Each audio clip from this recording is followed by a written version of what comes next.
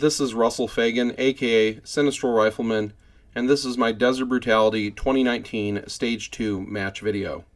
First up is my Classic Division run, proofing out the stages during the staff match.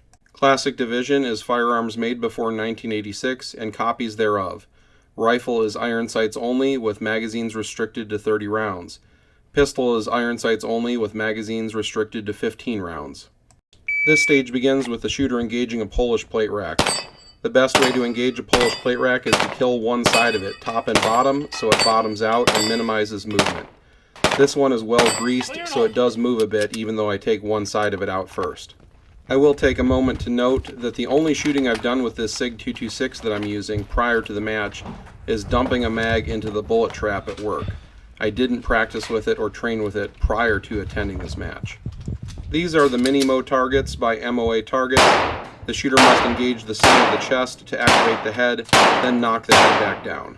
I decock the 226 before traversing this obstacle.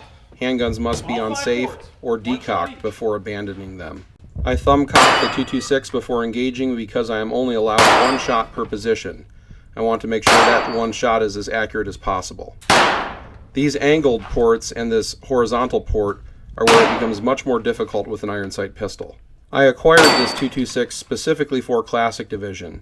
Looking at all the options available made before 1986, and knowing it was unlikely that I would find a Generation 1 Glock 17, I believe the 226 was the best combination of features available in that era. When I was training security guards for several years in Arizona, I truly learned to hate guns that had combination safety/decockers. I like that the SIG series of pistols only have the decocker do one thing. Remember this portion unslinging the rifle in Classic Division when you see my Armored Plus P Division run. Getting a rifle unslung while slick is much easier than while wearing a bunch of gear. From each of these positions, the shooter must engage one plate on the plate rack until it falls. Here I find out that my magazine was not fully engaged when I fired that first shot. I rack the rifle first without tapping the magazine, thinking I most likely had a short stroke.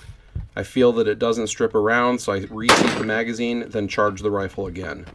Here is another small point where the staff match deviates from the main match. During the staff match, we interpreted the stage description to mean that the shooter had to just transition positions between each target engaged, not that they had to go all the way back to the beginning. During the main match, the shooter had to go all the way back to this first position before re-engaging from any other positions. This actually ended up being more difficult for me during the staff match because I did 3 engagements from the middle port at an angle with iron sights.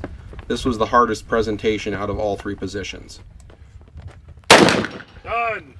I was first out of 23 shooters in Classic Division on this stage, and only one of 2 that shot it clean with no penalties. Now for my Armored Plus P Division run during the main match.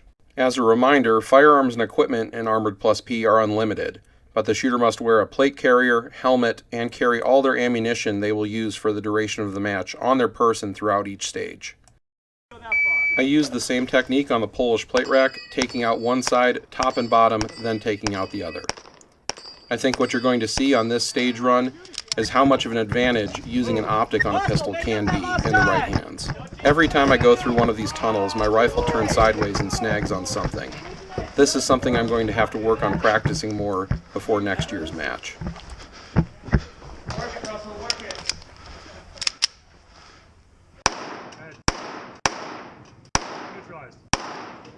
Head. Stow it, stow it. Go, go, go, barrel roll! Not pistol roll, barrel roll! Using my dot-equipped pistol, I change the order of engagement on these plates. I go down to this bottom port, taking a sideways shot successfully while the plates are moving the least. I go 1 for 1 on all the plates on this star, dramatically improving my stage time.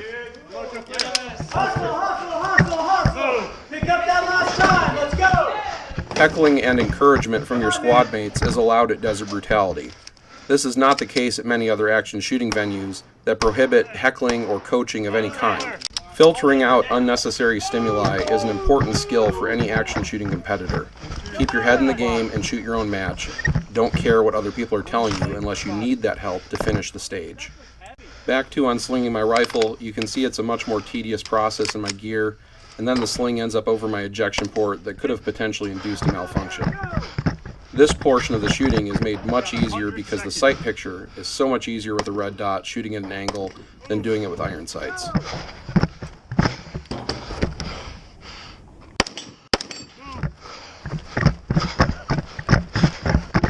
On this run, all the way back to the start before re-engaging from the other positions.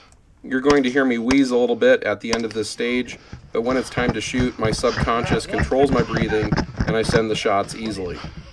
Being able to perform under stress, hurting, and uncomfortable is the name of the game at Desert Brutality, and for any serious action shooting competitor. I was second out of 23 shooters in Armored Plus P on this stage. Only 10 of us shot the stage clean. This is another win for the Armored Plus P version of myself. Quicker first round hits with a pistol, particularly from the VTAC barricade, and easier sight acquisitions with the rifle are what I attribute this difference to. Thank you for watching. Come back again to see more of my Desert Brutality 2019 match coverage. I will be showing all the stages in sequence, both the good and the bad.